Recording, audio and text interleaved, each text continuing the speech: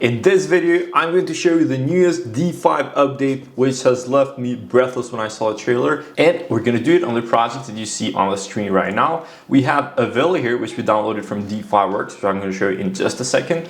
And I'm going to go right here. I'm going to go to View, Toolbars, and I'm going to go ahead and activate the D5 Lite. So D5 Lite is for anyone who has actually complained before that D5 is too heavy for their computer. So nowadays, you can just click Connect to D5 Lite. This is just amazing in my opinion. There's nothing like it out there. Pretty much almost any kind of computer can handle it. We're gonna divide the screen like this in half, and as you can see, now we have the D5 Lite, and we also have the SketchUp model right here. Obviously, anything that we do here in SketchUp is gonna be updated live here in D5 as well, and it's just awesome. Not only because of that, but I also think that the AI features that it has are just absolutely amazing. So let me show you a few of them. So for example, if I get a bit closer and kind of try to set up the camera a bit better here, what we can do is I can go ahead and let me just open this up first. So I can go ahead, I can add a scene right here. So we can have the camera saved. Then we can obviously still upload any kind of HDRI, increase the sunlight intensity, do anything custom, obviously do the effects, the exposure as well, auto exposure, material editor, all of the main stuff that we want. However, we can also go to AI mode, so you can see how this switches from render mode to AI mode, and we can just click a style to try anything quickly. So for example, now I can just click residential, then we have a bunch of styles here. I can click on villa, and if I just click generate, now in a few seconds we should have something coming out as an AI render just from D5 Lite. As you can see, it's so fast, and honestly I cannot believe that we have come to this in such a short period of time. I remember in the beginning when D5 actually came out, a lot of people were downplaying it, including me.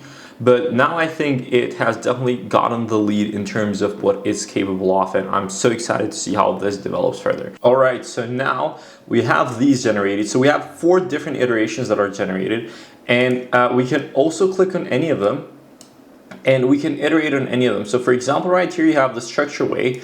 How much do we want it to be accurate? Or how much do we want it to be lenient in terms of the AI being creative? Then we can also add a reference image to actually match a certain style or anything like that, and then how many images you want an output based on that, right? In my opinion, this is the one that came out looking best. However, this is not too bad either in my opinion. So now let's go back right here. There is a lot of stuff that we can test out even on the simple render mode. So we can basically go ahead and lower the exposure. I'm gonna go ahead and add a HDRI right here, so I can also take this off and move it so that it doesn't block what I'm trying to look at. We can increase the intensity of the HDRI, we can increase the sunlight intensity, whatever we want here. Now we also have the light editor. We can turn off all the artificial lights if we wanted to, and we can move around, as you can see, pretty seamlessly without any lag on this model. This is not all that D5 has come out with. The other very cool thing is D5 Works, where you can find a bunch of assets, you can find materials, you can find 3D models, a lot of them for free, but most importantly, almost all of them compatible with D5. So what we can do here, for example, we can go to 3D models. I'm going to go ahead and just go, for example, to landscape. Let's just filter through free or D5 Pro. I'm going to click residential landscapes as well, or we can go, I think plants should be fine as well, D5 free or D5 Pro. And for example, we can choose a few of these. So let's just choose this one. Let's use it in D5. So right now we are inside D5 render, so not the light version. What I'm going to do next is I'm going to go to D5 Works. We can click, we can choose any pine tree here. So for example, I can choose, this is not a pine tree, but I'm going to choose a tree here. This is automatically going to be downloaded just like a regular D5 asset. Once that is downloaded, we're going to go ahead. Let's just go in some sort of top view, and basically what we can do now is I can click on this, give it a bigger radius, decrease the size a bit, give it a bit of a random size, and let's just align it on terrain. So now we can just paint these trees exactly like we need them. Let's increase the radius, let's lower the density. So something like this looks quite fitting for this environment. Now let's go back to the view, and you can see how easily we can import anything from D5 Works just like that. I think it's valuable for people who want to use these or even use this as a marketplace, or for people who actually want to submit their own assets and generate something by using the D5 Works. So another way that we can access the D5 Works library is if you go here at the assets and we click more, we're going to see the D5 Works window actually be opened, and you can go through all the categories just like we had earlier and that we saw earlier on the web, and we can just type in, for example, the outdoor furniture, which I searched earlier, and then we can go ahead and just get this outdoor chair or even this outdoor sofa, and then I can just click and drag it onto our model here, and in a few seconds it should show up within our view. There it is. Let me just actually drag this towards this area and we can get closer to it. We can increase the scale as much as we want, change the orientation and everything else, or maybe even position it in a more appropriate area or anything like that. So it's very smooth in the way that it integrates everything. And if you actually go here, you can see that there's not only models here, you're also going to be able to find materials. And honestly, I think is the biggest asset library that you can find out there, which I think gives you just so much solutions and so much options to choose from. Something else which is very, very cool here is that now we finally have volumetric clouds. These are real volumetric clouds. These are not just kind of image based. So we have all of these different type of settings that we can kind of test out here. So we can do random seeds. We can lower the amount of the clouds as well. We can also change the height of the clouds, the speed in which they move in animations, and also if they cast shadows or don't cast shadows as well. And then we also have different type of clouds here, obviously the legacy clouds, and which all of these are presets. Something else which I absolutely love here is that if we go to the AI agent, what we can do is we can do an AI scene match. We can tell it, for example, make this scene as if it is a spring day in Michigan. So we can just click send. So now it will generate an AI reference image for the scene. And I'm going to show you exactly how from that reference image, it will actually go ahead and intervene onto our model to create the render first. So now it says, please make sure that the reference image is exactly what you wanted. I think this looks pretty nice. This is pretty good actually. I love this. So what we can do is we can say apply the atmosphere.